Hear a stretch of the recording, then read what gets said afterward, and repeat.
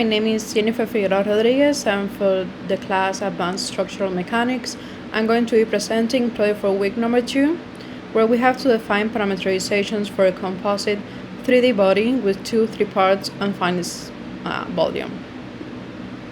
So for this project, I decided to do this figure over here.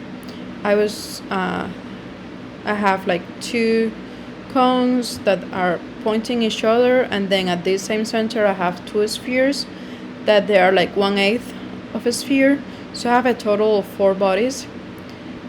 Even though the 2 cones and 2 spheres, the parameterization is the same, except you have to change their position. So I decided to have a radius of 1, height of 3 and 4, and L1. Over here we have the sphere parameterization.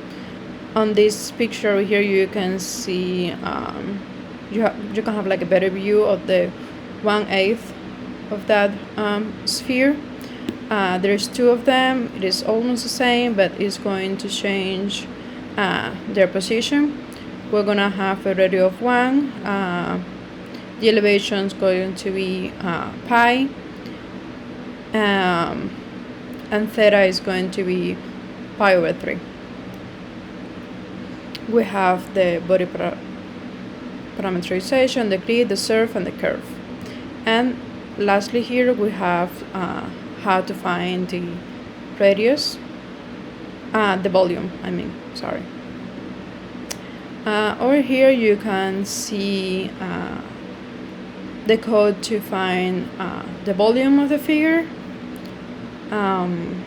In this case, this code was already given, but when you do the calcs by hand using the formula for the equation for the sphere and the cone, you're gonna get the same result.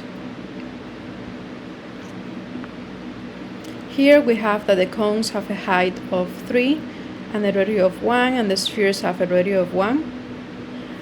This is a top view of my picture. This is a front view where you can see the cones and that 1/8 of the sphere. And these 3 over here are side views where you can see the figure on different views. And over here we have the command window that once we run the program, we get figure number 1, and we get the command that calculate the volume of the total body for us. Thank you so much for listening. See you next week.